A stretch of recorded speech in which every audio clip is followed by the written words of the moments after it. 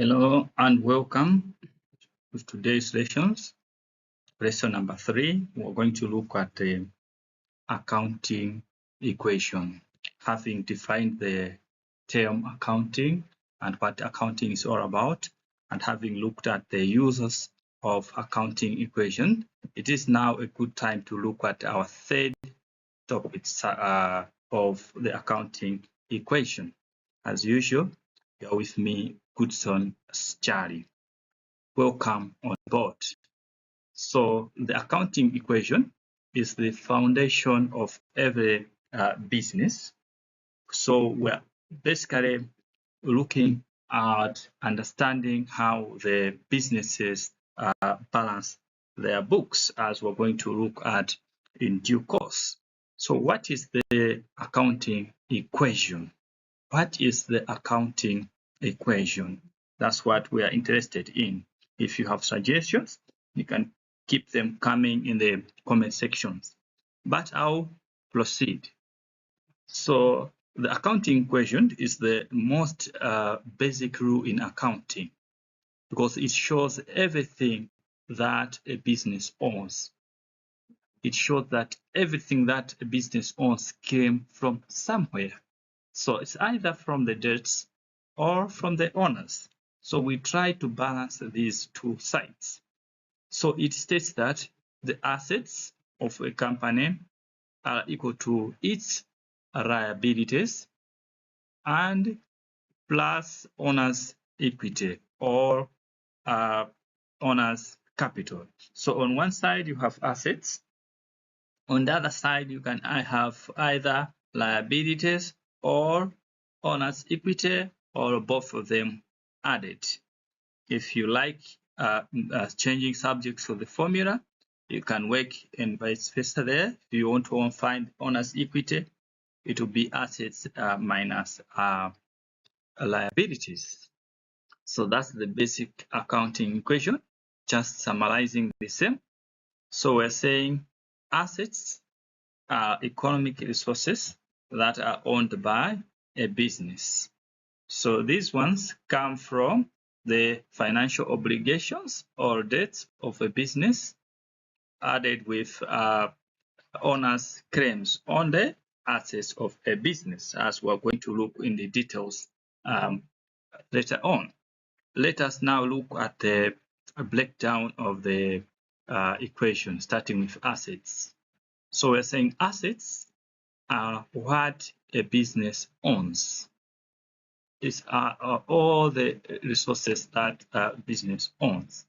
If you want to define it, I would simply define it as valuable resources a business controls that are expected to provide future economic benefit to the entity that controls those valuable resources. So you can think of them as things that you would see if you took a picture of every business. For example, you have cash at the bank, and as a business, you usually have cash at the bank. That is an asset of the company. It is controlled by the company to provide future economic benefits to the company. For example, you want to buy something, you would use the cash. Another example are what we refer to as accounts receivables. So this is simply the money that is owed to the business by customers who haven't paid yet. For example, you have a client who owe you $500 for a service you have already performed to the customer. So that one is classified as the accounts receivable. Then also have inventory. These are goods that a business has on hand to sell. For example, you are running a clothing store business. All your clothes, or in this case, I've used an example of t-shirts that are on hand, you are ready to sell them, are your assets. And then you can also have property, plant, and equipment. So these are long-term assets like buildings, vehicles, and machinery or computers. Usually, these are assets that are held by the company for use in its operations of the business, to be used in a long term. Long term, in this case, I would like to define as more than in a year. So later on, we'll look at how we can classify these assets as current and non-current assets. In this case, cash, accounts receivable, and inventory are usually classified as current assets because they are short-term assets. They are usually used within one accounting period, unlike PPE or plant, property, and equipment are usually long-term assets. Hence, they are also referred to as non-current assets. Okay, that's not what we are here to look at. We are looking at the accounting equations. Now let's go to liabilities. Liabilities are what a business owes to other parties. So liabilities are debts and obligations of a business to external parties.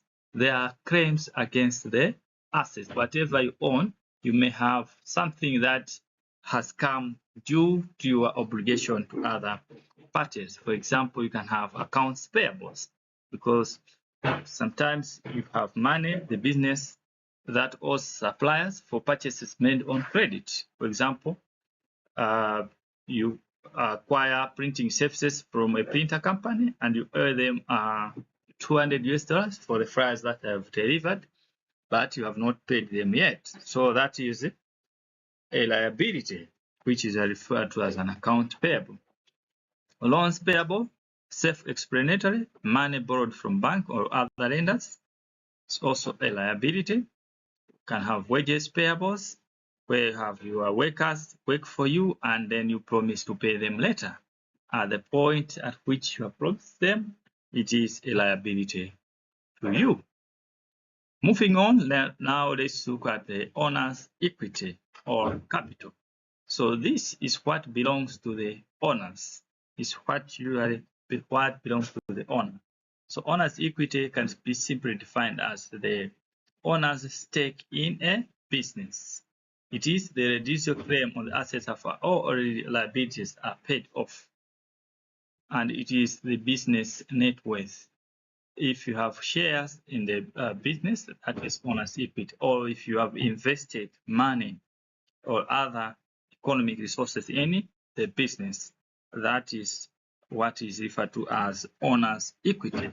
It can also be found by subtracting assets by liabilities. Whatever remains, the net assets are what are referred to as the residual claim that owners have on the assets of a business. So the main components include, but not limited to, contributed capital.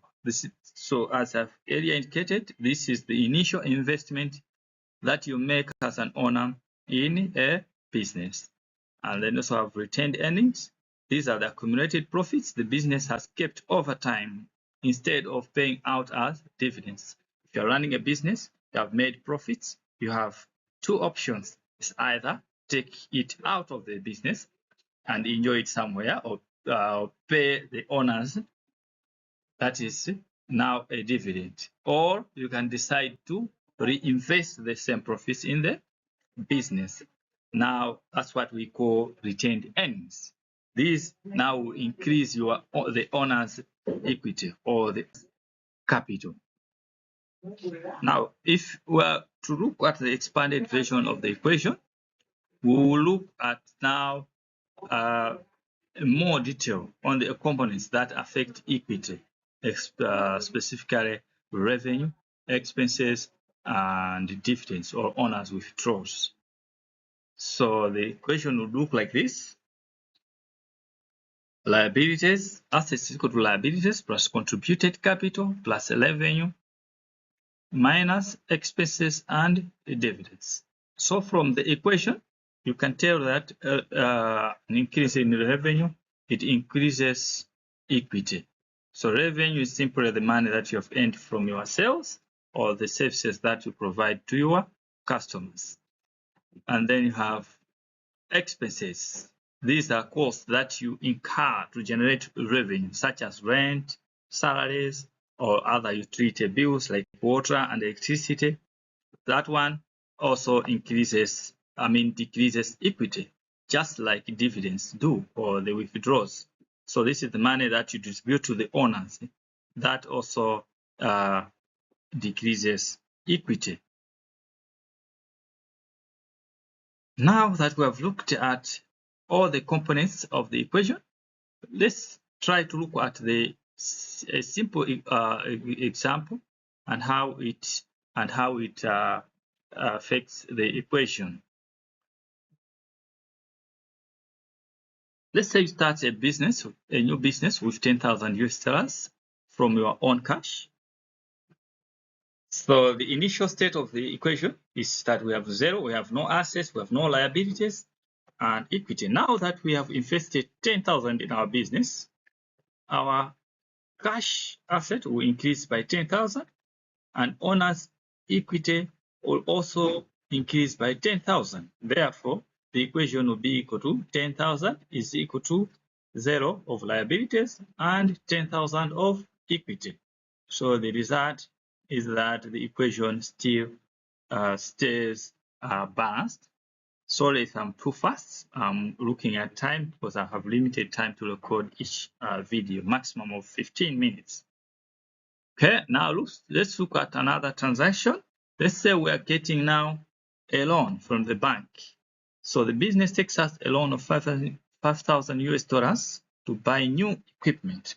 Let's see how this will affect our equation now. So initially, we only had the capital that we introduced in the business.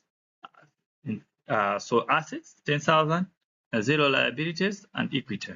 Now that we have taken a loan, we have increased cash that we control in our bank by 5,000. But at the same time, we've also increased loans repayable, which is a liability on the other side.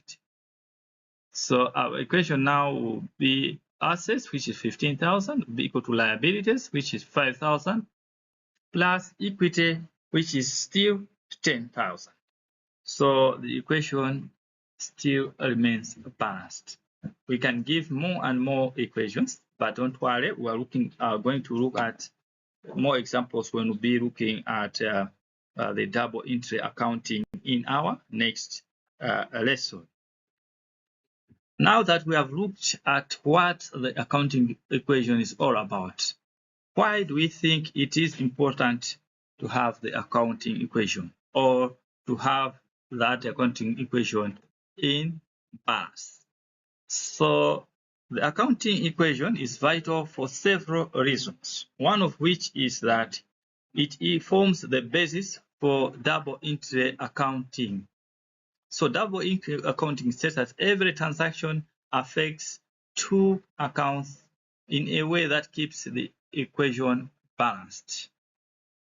As we saw earlier on in our examples, when we introduced capital of 10,000 in the business, it affected two accounts, the cash account, which is the asset account, and the equity account. So we're going to look at this in details when we're looking at double entry system. The accounting equation also ensures accuracy in that if total assets do not equal the sum of liabilities and equity, it indicates that there is an error in financial records. So this in turn helps in checks and balances and ensuring accuracy of financial recording. The accounting equation also forms the foundation of the balance sheet. The balance sheet is the financial statement that presents a snapshot of a company's financial position at a specific point in time, directly reflecting the accounting equation. Don't worry about the balance sheet. We are going to look at it when we'll be looking at preparation of financial statements. It's one of the main financial reports that accountants do prepare. So they all come from the accounting equation. Last but not least, the accounting equation also helps stakeholders to analyze the financial health and creditworthiness of a business.